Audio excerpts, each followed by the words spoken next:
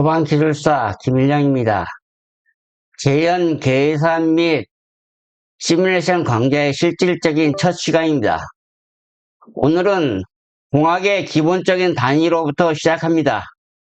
대학교 때 제가 보던 교재도 첫 장에 보이는 것이 단위와 차원이었어요. 그때 왜 모든 과목마다 그것이 먼저일까라는 의문이 있었지만 지나고 보면 그것이 기본의 출발이었기 때문입니다. 그래서 저도 첫 장은 단위로부터 시작합니다. 오늘은 첫 시간이므로 가벼운 마음으로 짧게 시작해서 짧은 시간에 끝내겠습니다. 이 강좌를 시청하시는 분은 수준이 높으신 기술사도 계시지만 초보자인 학생도 있을 수 있고 일반인도 있을 수 있습니다. 저는 막 대학교에 입학한 신입생 정도의 수준에 맞춰서 시작합니다.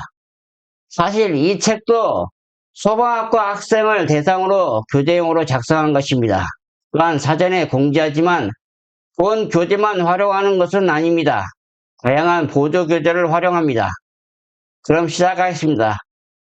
구독과 좋아요 부탁드리겠습니다. 주 교재는 10에서 14페이지입니다. 소방인을 위한 자연과력에 나오는 16에서 30페이지입니다. 교재와 같지는 않습니다. 이 부분은 소방인을 위한 자연과 개론과 같은 부분이므로 자연과 개론으로 설명하겠습니다. 물리량은 자연현상을 수량적으로 표현한 것입니다. 길이, 질량, 시간, 전류, 온도, 물질, 광도는 기본 물리량으로 다른 물리량의 기초가 됩니다. 단위는 자연과학계에서 의사소통의 중요한 언어입니다. 서로 다른 단위로 인하여 혼란과 오해가 오기 마련입니다. 또한 관례대로 사용해 오던 단위가 있으니 우리나라를 예로 들자면 면리, 몇근 등이 있습니다. 나라마다 다른 단위를 쓴다면 과학계는 혼란을 일으킬 수 있으므로 과학계에서는 국제 단위계, 즉 SI를 따릅니다. 그러나 여전히 예전부터 사용하던 단위를 고집하고 사용하기도 합니다. 길이의 단위가 미터로 정해져 있지만 미국에서는 인치나 피트, 마일 등을 여전히 쓰고 있고 면적의 단위도 제곱미터이지만 우리나라도 여전히 평이라고 해야 짐작이 갈 정도로 관습적으로 사용했던 단위를 버리기가 쉽지 않습니다. 따라서 SI 단위와 더불어 관행적으로 사용해오던 단위도 숙지할 필요가 있습니다.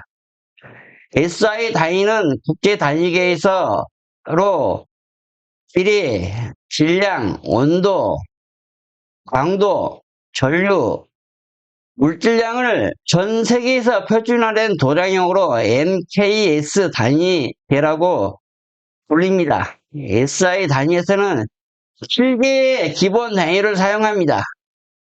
이렇게 메타로도 쓰기도 하고요. 길이 단위는 메타로 하고요. 질량은 킬로그램, 시간은 초가 기본입니다. 온도는 켈빈 온도입니다. 우리가 사용하는 몇 도씨가 아닙니다. 켈빈 온도고요. 광도는 캔델라, 그다음에 전류는 암페어, 물질량은 몰로 표현하고 있습니다. 또한 SI 단위에서 기본량을 조합해서 유도하는 다양한 형태의 물질량을 유도량이라고 합니다. 아래 표를 보면요, 힘은 뉴턴이라고 표현을 합니다. 뉴턴이 이 명명을 했죠. 그래서 SI 단위계에서 유도된 단위의 명칭을 보면은 인명이 기재된 것을 볼 수 있습니다. 이 밖에도 전압의 단위는 볼트가 있고 자기장의 단위는 테슬라도 있습니다. SI 단위의 역사가 1960년부터이므로 미국의 원문 서적으로 보면 아직까지도 과거에 저술된 서적뿐 아니라 최근에 저술된 서적에서도 수십 개 단위에서 보면 생소한 것을 볼 수 있습니다. 산업 현장 실무에서도 여전히 SI 단위가 아닌 단위가 통용되고 있음에 유념해야 합니다. 우리 표를 한번 자세히 보겠습니다. 힘은 뉴턴, 그 다음에 일은 줄로 많이 표현을 합니다. 기본 단위와 관계를 보면요, 예, 1뉴턴은 킬로그램 미터 퍼 세컨 자승이죠. 1주율은 뉴턴 미터고요. 동력의 단위는 와트입니다. 와트는 줄 퍼 세컨입니다. 압력은 기본이 단위가 파스칼인데 파스칼이라는 분이 정의를 했기 때문에 그렇습니다. 그래서 파스칼은 뉴턴 퍼 제곱미터입니다. 다음 여러 단위를 살펴보겠습니다. 우리 시간을 보면 1분은 60초죠. SI 단위는 초지만 여전히 분을 많이 쓰죠. 시간, 하루를 나타내는 일도 마찬가지입니다. 길이를 보겠습니다. 1인치는 2.54 cm, 1피트는 12인치입니다. 1야드는 3피트, 1마일은 약 1.6km입니다. 여기서 1마일이 어떻게 시작했을까 궁금증이 생겼습니다. 그래서 챗 GPT에 물어봤습니다. 1마일은 어떻게 탄생됐어? 일단 챗 GPT가 알려줍니다. 여러분들 한번 궁금하면 물어보세요. 네, 그래서 챗 GPT가 대답을 했습니다. 1마일은 지금처럼 1.609344m라는 길이로 사용되기까지는 우연, 편의, 역사적 관습이 합쳐진 결과다. 이렇게 나옵니다. 1마일은 기본적으로 로마 구인들의 걸음걸이에서부터 시작됐다고 합니다. 즉 로마 구인들이 3번 걸으면 1마일이라고 시작했다고 합니다. 그래서 중세 사람 걸음걸이가 조금씩 차이가 나죠. 그래서 중세 연구에서는 마일 길이가 위축됐다고 합니다. 그렇게 되던 것이 1953년에 영국에서 공식적으로 1마일을 확정했다고 합니다. 그래서 1마일은 5280피트 1마일로 했다고 합니다. 그렇게 해서 지금의 1마일이 1.609km 정도 됐다고 합니다. 그래서 여러분 정확하게 하면 1마일은 지금 5280피트입니다. 그래서 정리를 해보면은 고대 로마에는 약 길이가 지금으로 한 1480m라고 그러네요. 그래서 중세 연구에서는 지역마다 좀 차이가 있고, 우리 옛날 철물점에서 뭐 이렇게 혼자라고 하잖아요. 한자씩 이렇게 한다고 하면은 철물점 사장님의 팔 길이에 따라서 철사 길이가 틀렸던 기억이 있죠. 그런 것처럼 여기서도 뒤죽박죽 됐다고 합니다. 그래서 결론적으로 보면 1마일은 과학적 정밀한 기준에서 탄생한 것이 아니고 로마 군인의 걸음수에다가 그다음에 영국 농업 단위와 결합돼서 시대별 관습이 합쳐져서 탄생한 단위라고 합니다. 좀 재미나나요? 또 다른 단위를 한번 보겠습니다. 우리가 자주 쓰는 톤도 SI 단위는 아닙니다. 파운드와 온스에 대해서도 한번 봐주세요. 압력의 단위는 아주 중요합니다.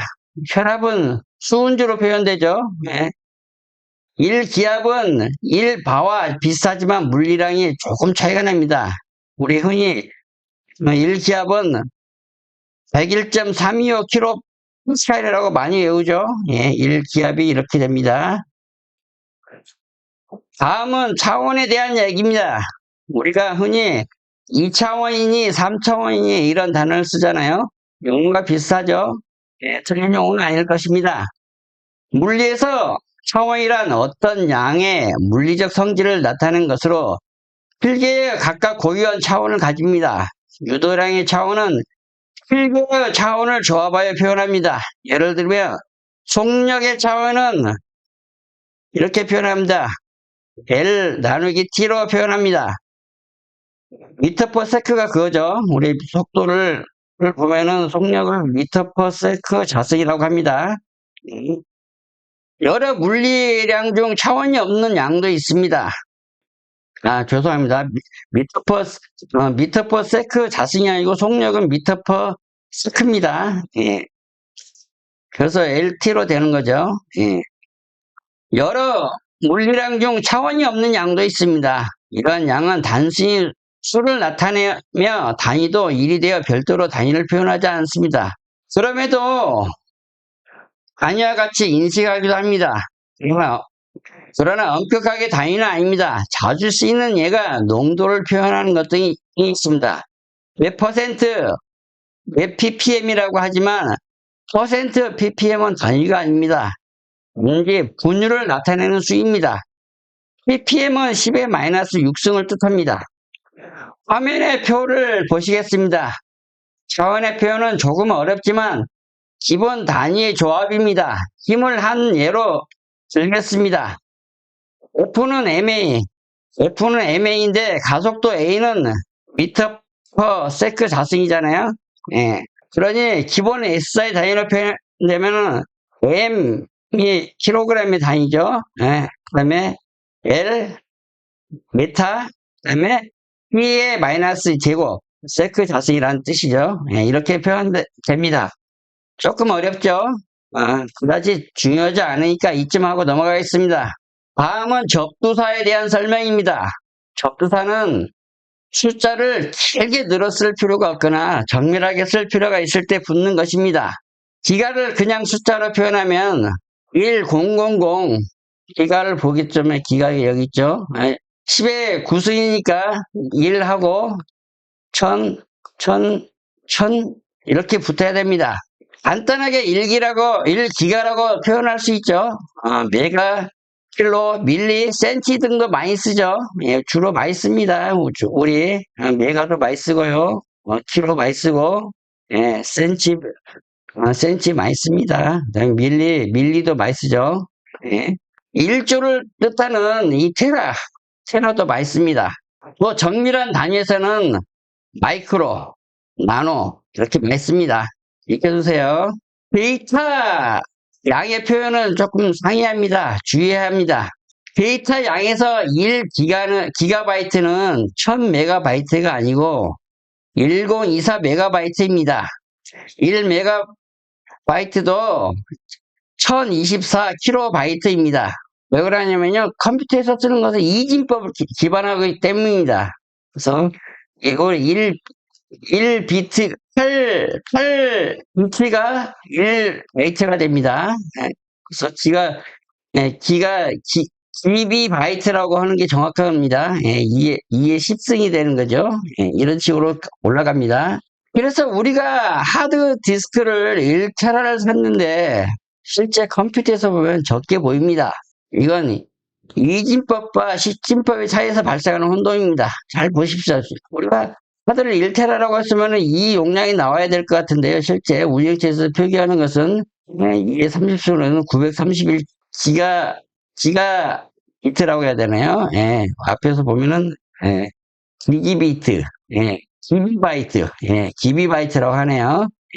931 기비바이트라고 해야 되는 게 정확하게 표현한다고 합니다. 그래서 내가 왜 1테라 하드를 샀는데 931기가바이트밖에 안 나오죠? 이렇게 혼동하는 사람들이 많이 있죠. 그래서 이것은 이진법과 십진법의 차이에서 발생하는 혼동이라고 보시면 알겠습니다. 또 하나 중요한 게 있는데요. 우리 외국 서적에서는 콤마의 의미가 틀립니다. 그래서 우리가 외국 서적을 볼 때 주의해야 할 일이 우리가 사용하는 콤마의 의미가 외국에서는 다르다는 점에 유의해야 합니다. 유럽에서는 콤마가 소수점의 의미로 쓰입니다. 그리고 우리가 1000 단위마다 쓰는 콤마는 외국에서는 한 칸씩 띄어서 씁니다.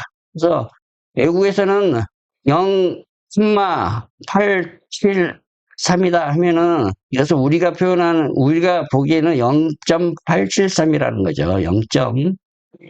그리고 외국에서는 우리가 이렇게 100이라고 표현을 하죠.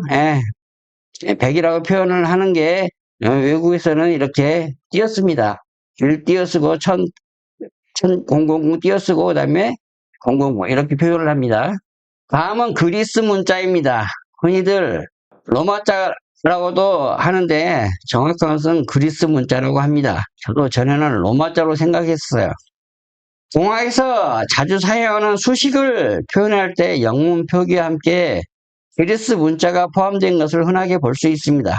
이들은 수학, 물리학, 공학, 항공역학 등에서 변수나 기호로 널리 사용되며 알파, 베타, 감마처럼 생긴 글자들입니다. 그리스 문자 표기 및 읽는 법입니다. 감마는 이 감마요. 이렇게 많이 하죠. 감마. 감마는 중량으로 많이 씁니다. 그다음에 제타, 수방, 재현에서 많이 쓰는 거예요. 이 제타. 예, 제타는 덕트 부속품 손실계수로 많이 쓰고요. 그다음에 에타라고 부릅니다, 이거. 예, 효율로 많이 씁니다. 그다음에 람다. 예, 람다죠, 람다. 예, 람다는 마찰 손실계수. 그다음에 뮤는 점도. 예, 점도, 우리 재현이나 소방에서 점도로 많이 쓰고요. 그다음에 로는 누도 있네요. 예, 뉴는 이거 누라고 있습니다. 뉴는 동점도 계수. 그다음에 로가 어디 있어? 예, 여기 있네요. 로는 밀도로 많이 씁니다. 밀도. 그다음에 예, 이 정도만 알면 되겠어. 재현에서 자주 쓰는 그리스 문자입니다. 우리가 알파도 있고 오메가네요. 예, 영어에서 이걸 Z죠. Z 표현하고 비슷하죠. 예. 자, 넘어가겠습니다. 예, 다음 장이요. 예. 다음은 벡터와 스칼라에 대한 설명입니다. 방향성이 있느냐의 차이입니다. 벡터와 스칼라는요. 예. 쉬어가는 코너라고 되어 있는 것을 한번 읽어보겠습니다. 속도와 속력은 비슷하게 들리지만 물리적으로는 완전히 다른 개념입니다. 핵심적인 차이는 방향성을 포함하느냐입니다. A 학생이 100m를 동쪽으로 10초 갔다가 곧바로 서쪽으로 100m를 10초 돌아왔다면 속도는 방향성을 포함하므로 속력은 10m/s, 속도는 0m/s입니다. 왜냐하면 위치 변화가 없었기 때문입니다. 속력은 얼마나 빨리 이동했는지만은 속도는 얼마나 빨리 이로써 어떤 방향으로 이동했는지를 나타내는 것입니다. 자, 다음은 오늘 강의의 주제인 단위 환산입니다.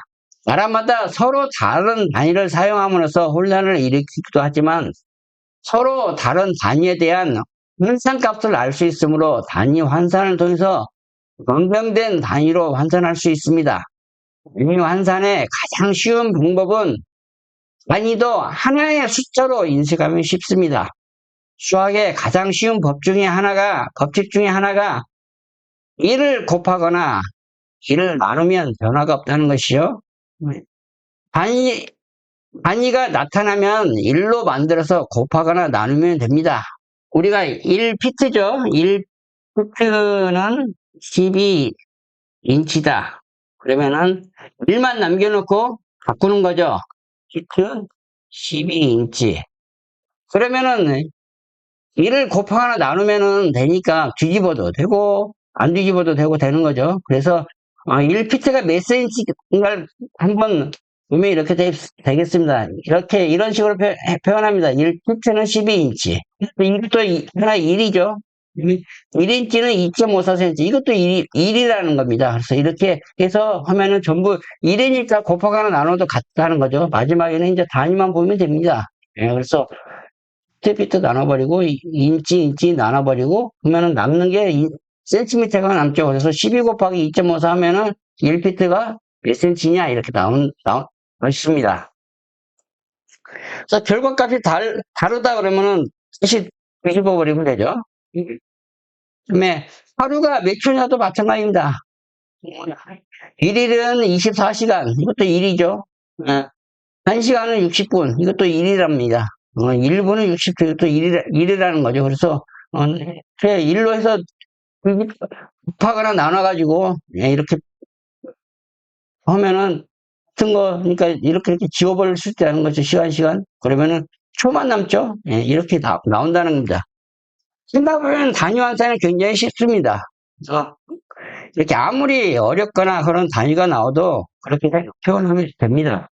오늘은 재현 계산 및 시뮬레이션 강좌의 실질적인 첫 시간으로 단위 환산에 대해서 설명하겠습니다. 가장 큰 요지는 아무리 복잡하여도 단위도 하나의 숫자로 인식하고 1로 나누거나 곱하여서 변화가 없다는 것으로 원칙적으로 계산하면 아주 쉽습니다.